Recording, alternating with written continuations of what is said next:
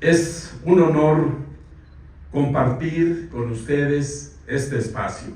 un espacio informativo y de reflexión sobre el trabajo realizado en el Senado de la República durante el primer año de ejercicio de la 66ª legislatura, es decir, del 1 de septiembre de 2024 al 31 de agosto de 2025. El gran dramaturgo y poeta francés Molière decía que no solo somos responsables de lo que hacemos, sino también de lo que no hacemos. Es una verdad irrefutable. Por eso es que las ciudadanas y ciudadanos deben estar oportuna y verazmente informados sobre lo que hacen o no hacen sus representantes populares. Deben conocer de primera mano los resultados de las acciones realizadas y saber qué curso tomaron los asuntos más importantes del país. Ello les permite tomar mejores decisiones, fortalecer su voluntad soberana y no caer en el engaño de quienes intentan denostar o disminuir los avances alcanzados. La transformación de México requiere que todas y todos nos involucremos y participemos desde nuestra trinchera para asegurar su permanencia y continuidad. Estoy convencido de que la rendición de cuentas es una condición indispensable para la consolidación de un régimen democrático, un régimen donde a través de la división y coordinación de poderes se asuman responsabilidades conjuntas para fortalecer el Estado de Derecho y garantizar a la sociedad nacional todos y cada uno de los derechos y libertades que le corresponden. En el proceso electoral del 2 de junio del año pasado, mayoritariamente las mexicanas y mexicanos nos pronunciamos por dar continuidad al proyecto de nación emprendido en 2018. Decidimos construir un segundo piso de la Cuarta Transformación bajo el liderazgo de una gran mujer, la doctora Claudia Sheinbaum Pardo, la primera presidenta de la República.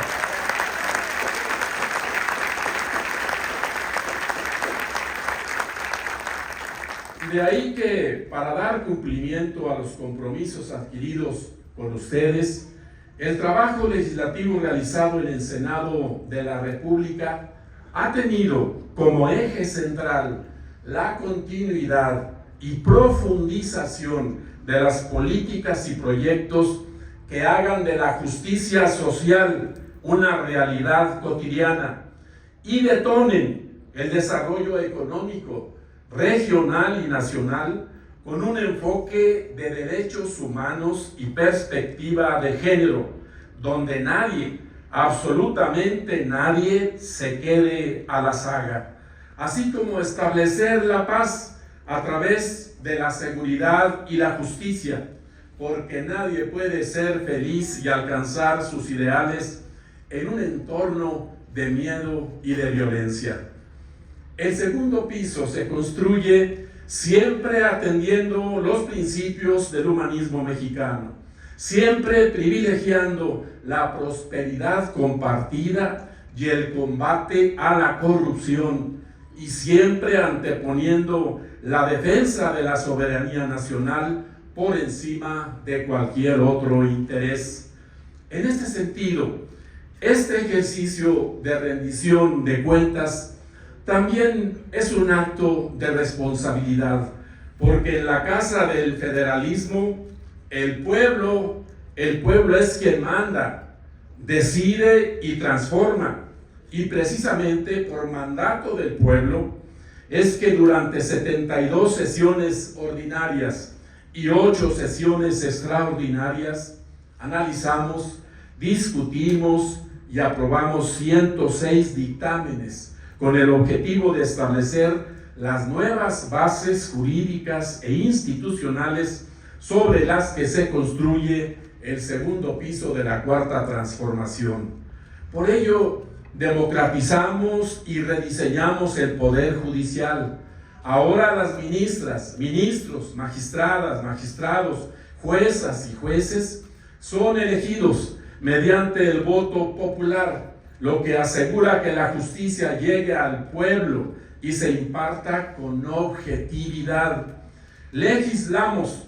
para el bienestar de los pueblos y comunidades indígenas y afromexicanas y saldar la deuda histórica del Estado con nuestros pueblos originarios, reconociéndolos como sujetos de derecho público con personalidad jurídica y patrimonio. Fortalecimos las capacidades institucionales de la Guardia Nacional para recuperar la paz y la seguridad a través de un esquema de disciplina especial, formación, profesionalización y capacitación definido por una doctrina policial bajo una regulación estricta que garantice respeto a los derechos humanos, anticorrupción y coordinación entre los diferentes niveles de gobierno. Consolidamos la estructura de la seguridad pública, robusteciendo y ampliando las atribuciones de la Secretaría de Seguridad y Protección Ciudadana al establecer que dirigirá la estrategia nacional en la materia con el objetivo de eficientar la coordinación interinstitucional a través de la inteligencia policial y el análisis de datos para combatir eficazmente la delincuencia. Asimismo, transparentamos el ejercicio de los fondos de ayuda federal para la seguridad pública aportados a las entidades federativas y municipios. Para dar continuidad a la exitosa política salarial de la Cuarta Transformación, que junto con los programas sociales, de acuerdo con el Banco Mundial, sacó de la pobreza a 11.5 millones de mexicanas y mexicanos entre 2018 y 2022,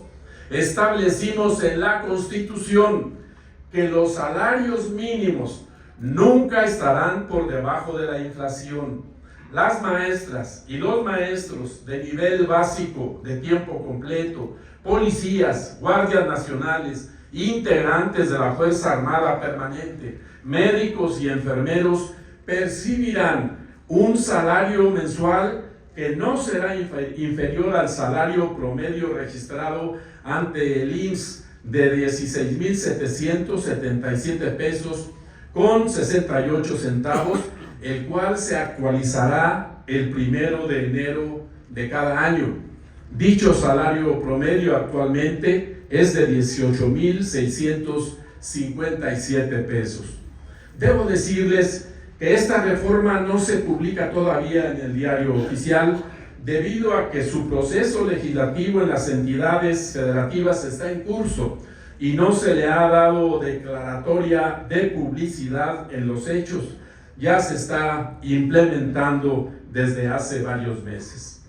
Permítanme hacer un paréntesis para decirles algo que me parece fundamental. Los salarios no han perdido poder adquisitivo debido a que la inflación se desaceleró por tercera quincena consecutiva en la primera mitad de julio, logrando regresar al objetivo del Banco de México.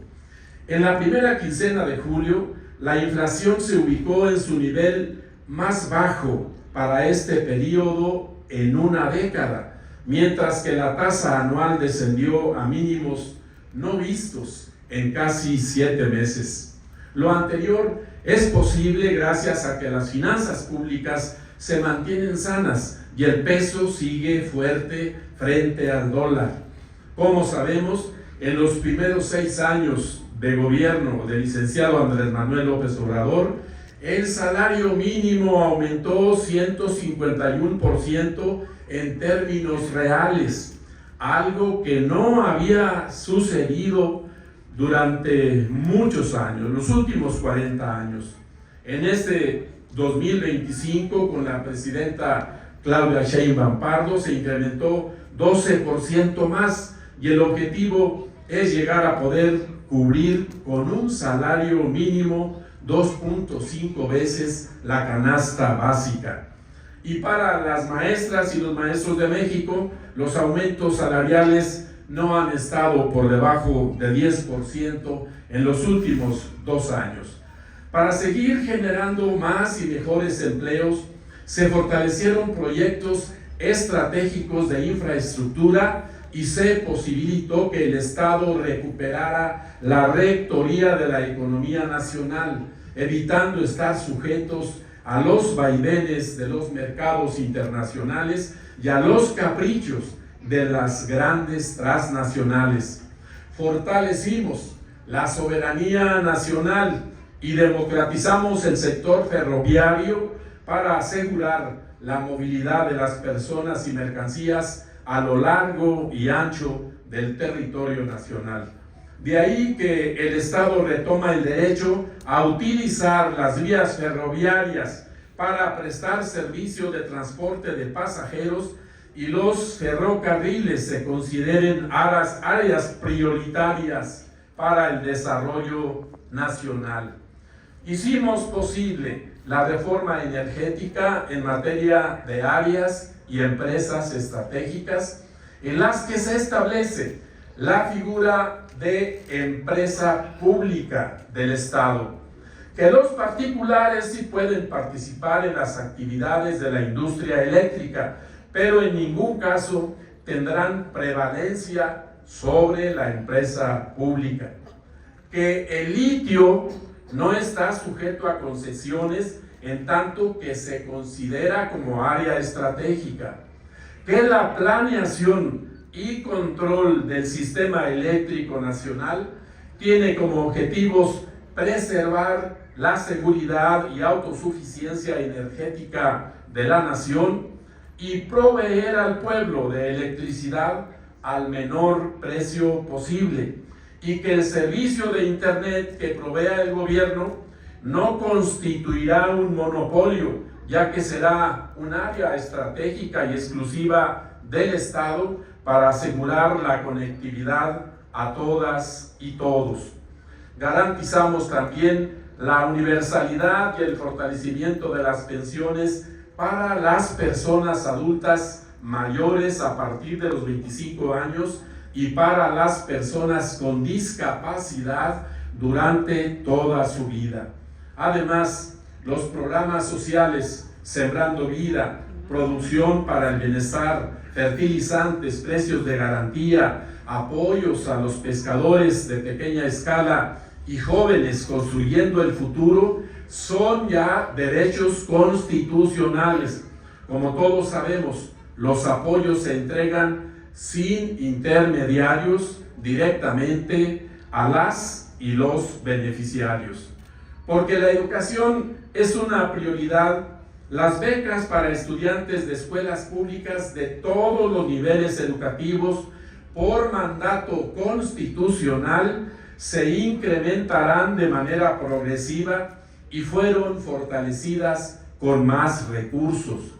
Los programas para el bienestar benefician a 82% de las familias mexicanas, con una inversión de casi 836,000 millones de pesos. La vivienda digna para las personas trabajadoras es una realidad concreta. Ahora las empresas deben proporcionar a sus trabajadoras y trabajadores viviendas adecuadas a través del Infonavit, gracias a que establecimos un sistema de vivienda con orientación social para acceder a créditos baratos y suficientes para adquisición y mejoras, así como tener la posibilidad de arrendamiento social, el cual no excederá el 30% del salario, sistema que, como sabemos, por decreto presidencial también está previsto para el Fobiste. Los créditos impagables se terminaron para las trabajadoras y los trabajadores del apartado A y el apartado B del artículo 123 constitucional. Con la doctora Claudia Sheinbaum Pardo llegaron todas las mujeres. Por eso es que la Constitución ordena la igualdad sustantiva, la perspectiva de género, medidas de protección, el derecho de las mujeres a una vida libre de violencia y la erradicación de la brecha salarial por razones de género.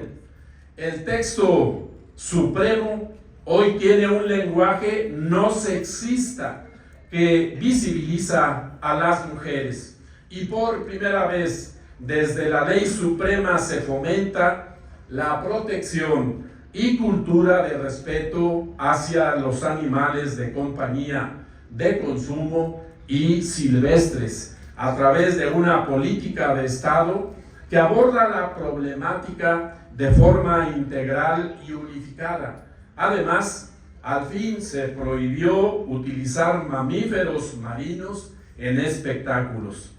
Para evitar que los delincuentes que más dañan a la sociedad se escapen de las manos de la justicia, ampliamos el catálogo de los delitos que ameritan prisión preventiva oficiosa. Agregamos la extorsión, contrabando, falsificación de comprobantes fiscales en cualquier actividad e introducción ilegal y desvío, producción, preparación, enajenación, adquisición, importación, exportación, transportación, almacenamiento y distribución de precursores y sustancias químicas esenciales, drogas sintéticas, fentanilo y derivados. Para fortalecer el derecho de protección a la salud, prohibimos y sancionamos toda actividad relacionada con cigarrillos electrónicos, vapeadores y demás sistemas o dispositivos análogos. En materia de simplificación orgánica, rediseñamos la administración pública y reenfocamos los recursos de la nación para evitar gastos innecesarios, lujos y duplicidad de funciones, por lo que se extinguió el Sistema Nacional de Mejora Continua de la Educación, Mejoredu, y 6 organismos autónomos. En esta misma lógica, estipulamos que en los 3 órdenes de gobierno se implementen políticas públicas de simplificación administrativa y digitalización de trámites y servicios, buenas prácticas regulatorias y desarrollo y fortalecimiento de capacidades tecnológicas públicas, lo cual incrementará la eficiencia y reducirá la tramitología burocrática y la corrupción. Con el objetivo de legitimar los cargos de elección popular, fortalecer la democracia y revitalizar el principio representativo, se prohibió expresamente la reelección y el nepotismo, lo que permitirá equilibrar la competencia en los procesos electorales y evitará que las élites políticas y las familias se perpetúen en el poder y mantengan el control de los cargos públicos. Para fortalecer la soberanía nacional, la seguridad de la población y las instituciones democráticas, así como garantizar la independencia, autodeterminación y estabilidad del país, establecimos en el texto constitucional que el pueblo de México bajo ninguna circunstancia aceptará intervenciones, intromisiones o cualquier acto desde el extranjero que sea lesivo de la integridad, independencia y soberanía de la nación, como lo está defendiendo con toda pasión nuestra Presidenta de la República. Incorporamos el terrorismo como un delito que amerita prisión preventiva oficiosa y establecimos que se le impondrá la pena más severa posible al nacional o extranjero involucrado en la fabricación, distribución, traslado o internación de armas en el país. Para conservar las 59 razas de maíces nativos y a sus parientes silvestres, el acervo genético y la seguridad alimentaria de las y los mexicanos, establecimos al maíz como elemento de identidad nacional, alimento básico y base de la existencia de los pueblos indígenas y afro-mexicanos,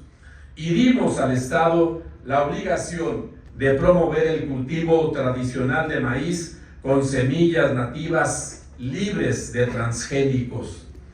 Por otro lado, como resultado de las reformas que realizamos, hoy la ley prevé en beneficio de más de 650,000 personas las condiciones necesarias para formalizar la relación laboral entre las empresas de plataformas digitales y las personas trabajadoras.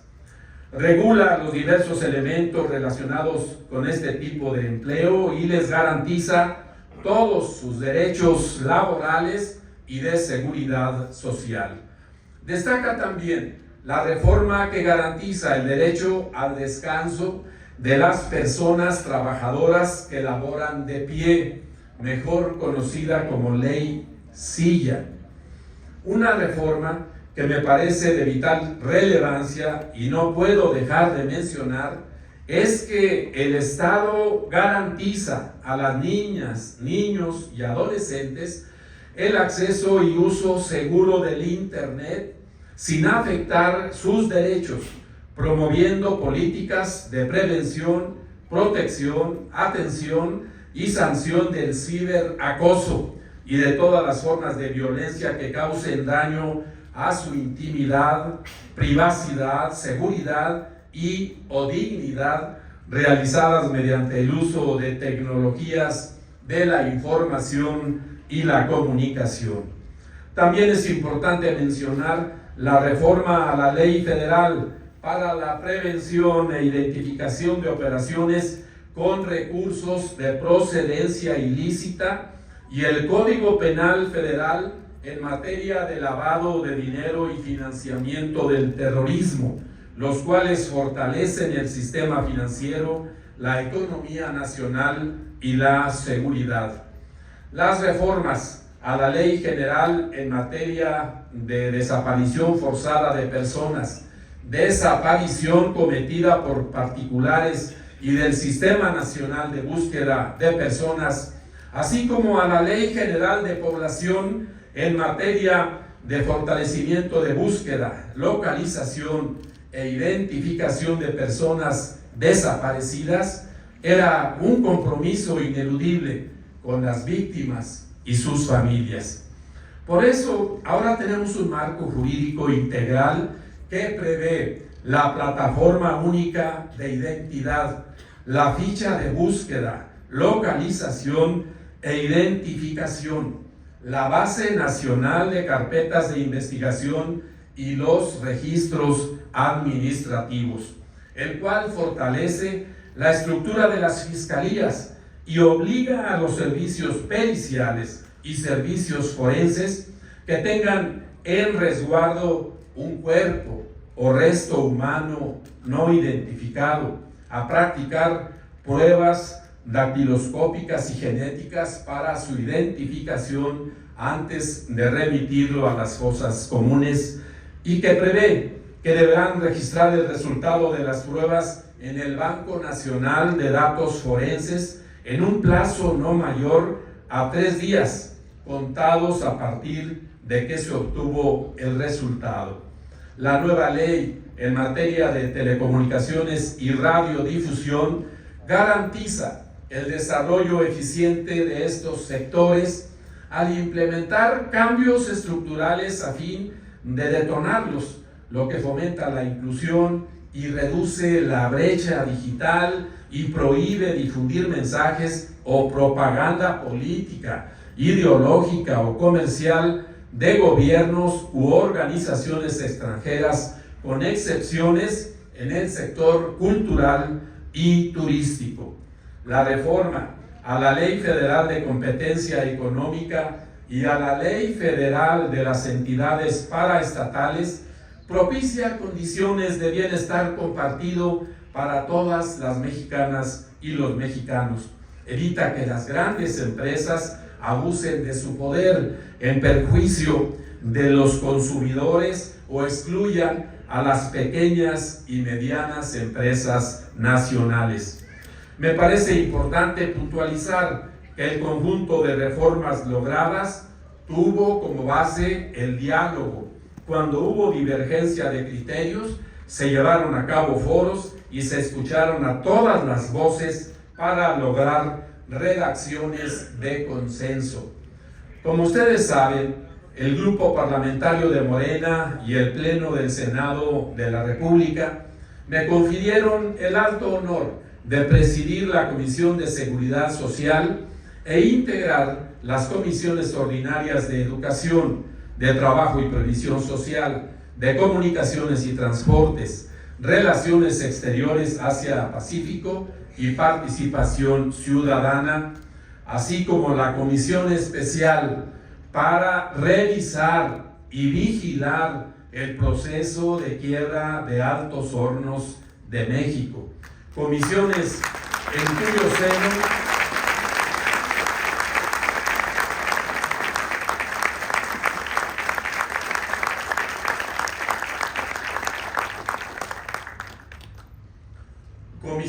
en cuyo seno se llevaron a cabo intensos debates a fin de integrar dictámenes sobre temas de gran trascendencia nacional y que determinan el rumbo de nuestro país, y a las cuales he asistido con puntualidad, diligencia y responsabilidad, al igual que lo he hecho a las sesiones del Pleno en donde he participado en diversos debates. He tenido la oportunidad de subir a la tribuna en 20 ocasiones para fijar postura sobre los principales temas que ocupan la agenda nacional, y cuando ello ha sido posible, he dejado constancia clara inscribiendo mi posición en el diario de los debates en 11 ocasiones más. El trabajo legislativo es siempre dinámico y por lo tanto inacabado, particularmente en lo que se refiere a los derechos laborales y a la seguridad social de las personas trabajadoras, debido a la importancia de su progresividad. De ahí que perfeccionar y modernizar el mandato normativo constituye un imperativo a fin de asegurar una mejor calidad de vida y niveles de bienestar de la clase trabajadora y sus familias. En tal virtud, mi agenda legislativa tiene como eje articulador la defensa de las trabajadoras y trabajadores de México y la atención prioritaria de sus demandas más sentidas, sobre todo de quienes están al servicio del Estado y particularmente del sector magisterial al que orgullosamente pertenezco y represento.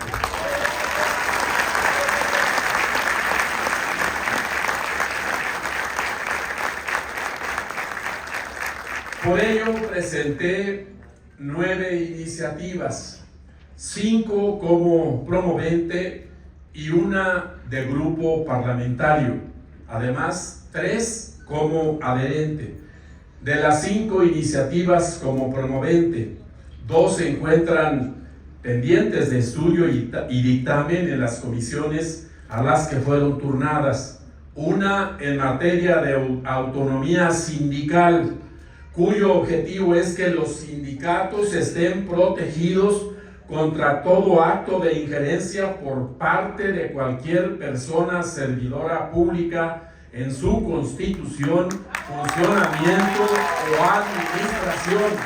y de parte también de los patrones y empresarios en el apartado A. Por lo que cualquier acto de injerencia realizado por sí o a través de otra persona será considerada falta administrativa grave, es decir, se impondrán sanciones que pueden ir desde la inhabilitación temporal hasta la inhabilitación permanente para ocupar un cargo en el servicio público, además de sanciones económicas y las de responsabilidades penales, resarcitorias o políticas que en su caso correspondan. Y una iniciativa para hacer extensivo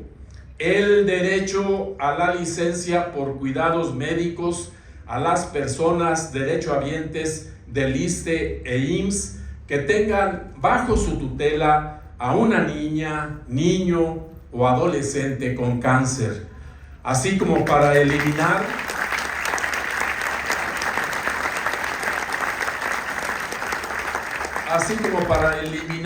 el impedimento que actualmente existe para que la madre y el padre puedan gozar de manera alternada de dicha licencia. 2 iniciativas se dictaminaron y aprobaron por unanimidad en las comisiones correspondientes y se encuentran actualmente en la mesa directiva en espera de turno para ser puestas a consideración del Pleno a fin de que sean discutidas y aprobadas. Una, para que a la persona que tiene derecho a recibir pensión por viudez no se le restrinja por el hecho de haber contraído un nuevo matrimonio. Y la otra, para establecer que si la persona asegurada o pensionada por invalidez fallece y tenía varios o varias concubinas o concubinarios, siempre y cuando exhiban la respectiva documentación que acredite dicho estatus, la pensión se dividirá de manera proporcional en tanto se define judicialmente a quien legalmente le corresponde el derecho, evitando con ello que los institutos suspendan el pago de pensiones y dejen a las familias sin ingresos. Una iniciativa aprobada unánimemente por el Pleno y publicada en el Diario Oficial de la Federación. De ahí que en el muro de honor del Senado de la República está inscritas en letras doradas la leyenda a las maestras y maestros de México por su contribución al desarrollo del país. Increíble que antes no se hubiera presentado una iniciativa en este sentido. Lo anterior como un acto de justicia que rinde homenaje a las maestras y maestros de todos los tiempos, de todos los niveles, de todas las asignaturas y de cada rincón del país. Las maestras y maestros de México siempre le han cumplido a la patria, aún en los momentos más difíciles y en las condiciones más adversas, son factor de unidad nacional, porque son hijas e hijos del pueblo y se deben a este. A través de la historia han formado una ciudadanía comprometida y participativa y han sido la piedra angular para dar paso a una sociedad justa, democrática, incluyente y próspera. Por eso el magisterio defiende la escuela pública y a la educación como derecho humano e impulsa el interés de las y los estudiantes por el aprendizaje, estimula el pensamiento crítico y promueve una educación para la vida, la libertad, la democracia, la igualdad, la solidaridad y el bienestar social. Yo sostengo que si la escuela pública, la educación pública en México se sostuvo de pie durante y después de la pandemia, fue por acciones heroicas de las maestras y los maestros de México. Nuestro homenaje para ellos.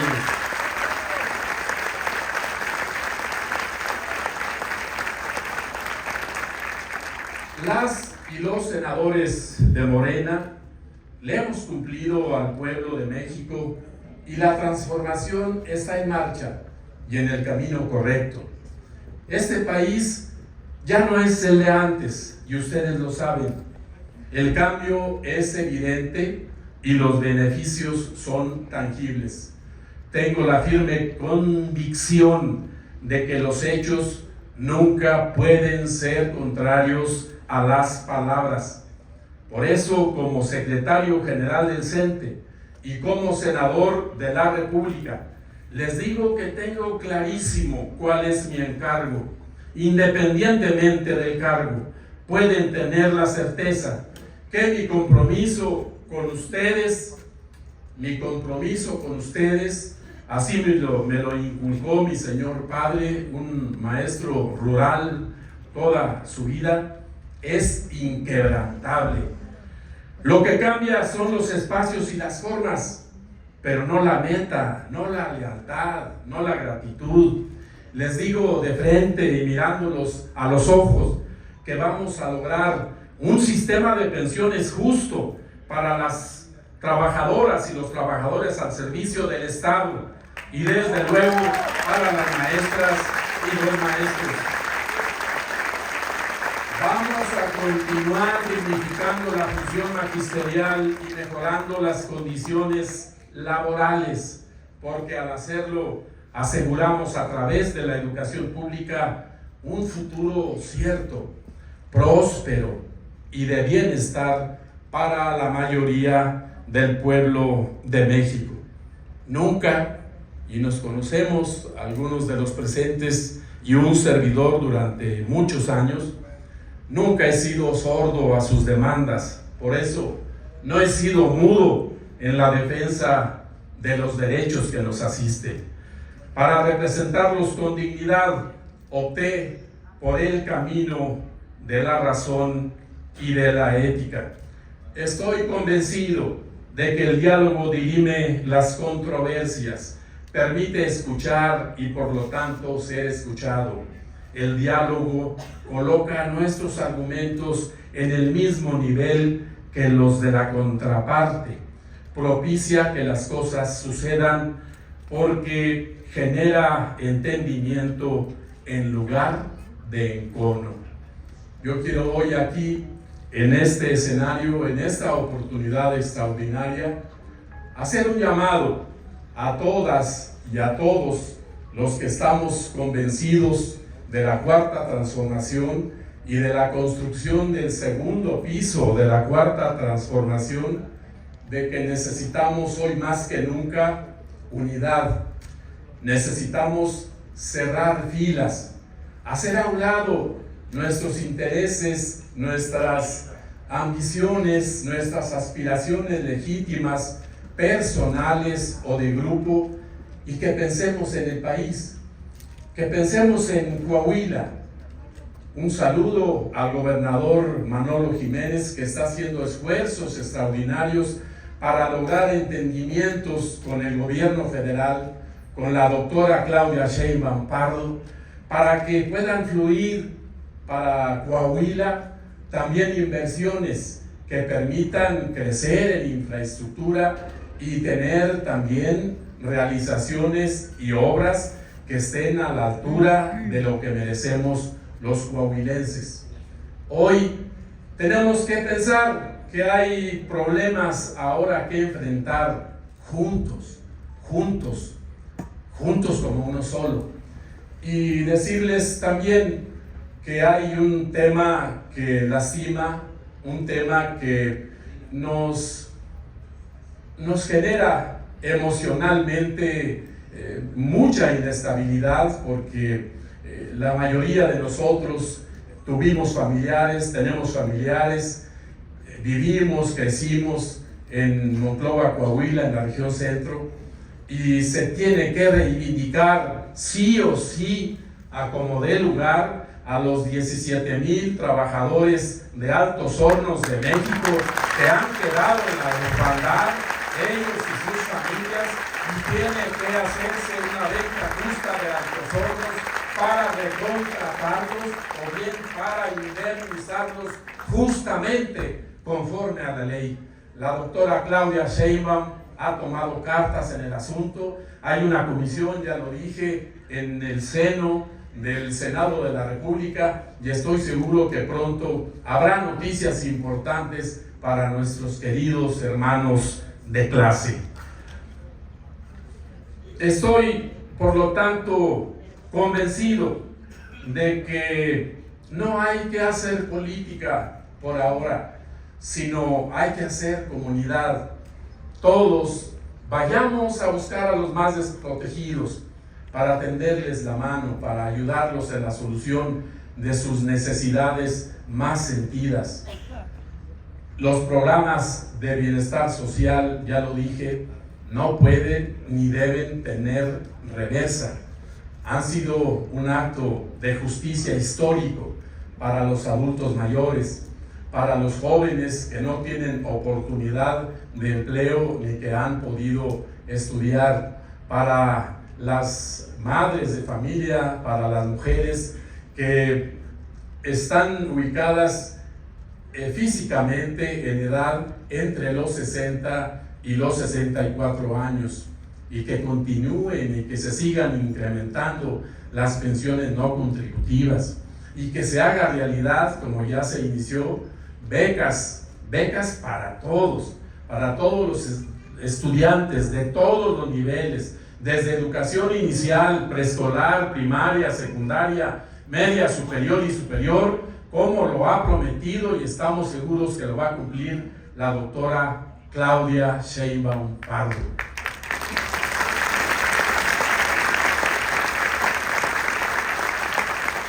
En Coahuila, compañeras y compañeros, Morena debe estar unido. Morena, si me permiten decirlo, y viene una gran oportunidad, Morena debe organizarse de una manera que nos permita a todos alcanzar los objetivos del segundo piso de la cuarta transformación y tener un México más justo, que haya cada vez menos pobres y que nos olvidemos, insisto, del futuro inmediato y mediato, y que nos unamos en torno a nuestros dirigentes, nos unamos con ellos para ir a todos los comités seccionales y formar las directivas que necesitamos en cada colonia, en cada comunidad, en cada espacio colectivo, y que seamos de manera orgullosa, yo me permito decirlo así porque es una realidad, no hay en el país una estructura tan bien organizada como la del magisterio, modestia aparte, y que Morena llegue a esos niveles y que sea la mejor estructura electoral de todo el país, que saquemos adelante los procesos que vienen el próximo año en Coahuila, que saquemos adelante también los procesos en las elecciones intermedias, y que siempre esté en nuestro corazón y en nuestro pensamiento mejorar nuestro querido estado de Coahuila, mejorar siempre a nuestro querido país y apoyar con toda nuestra fuerza, con toda la capacidad que tengamos de convencimiento con la gente con la que convivimos, de respaldar las políticas de esa gran mujer, la doctora Claudia Sheinbaum Pardo. Compañeras y compañeros, que viva Coahuila, que viva México, y que podamos demostrar que aquí en Coahuila, en Morena, uno somos todos, y todos somos uno. Muchas gracias. Gracias por su asistencia. Gracias por su presencia.